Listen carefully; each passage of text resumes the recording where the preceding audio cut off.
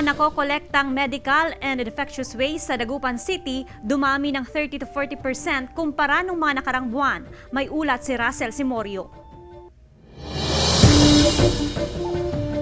Sa dami ng mga nagpapabakuna sa Dagupan City Vaccination Center kada araw, marami ring medical waste ang nakokolekta. Gumagamit ng container bags para roon ilagay ang mga gamit ng hiringgilya. Sa tala ng Waste Management Division, sa vaccination center ang may maraming medical waste, habang nasa mga isolation facility ang mga infectious waste na mula sa mga COVID-19 patient. Nilalagay nila sa may drums o kaya pag napuno na, sinisilyuhan namin. Yun nga po yung iniipon natin pag marami na kasi bultuhan ang kanya, per kilo ang bayad natin. Tumaas ng 30 hanggang 40% ang mga medical at infectious waste sa lungsod kumpara nung huling 2 buwan ng 2021. Dinadala sa City Health Office ang mga medical waste na nakolekta mula sa mga vaccination center. Saka kukunin ng mga garbage collector mula sa isang waste facility sa Tarlac sa bisa ng Memorandum of Agreement.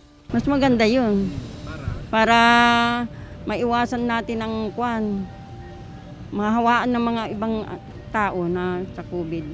Para iano yung mga basura. Ayon sa Department of Environment and Natural Resources, kasabay ng pagdami ng kaso ng COVID-19 sa rehiyon, ang pagdami rin ng mga infectious at medical waste. Ang mga nakolektang medical waste ay isa sa ilalim sa Physico-Chemical Treatment Plan para ma-decompose bago tuluyang itapon. Yan yung treatment, sanitation and disposal facility, particularly na mga hospital waste. Kasama si Henry Dumisil, Russell Simorio, Balitang Amyanan.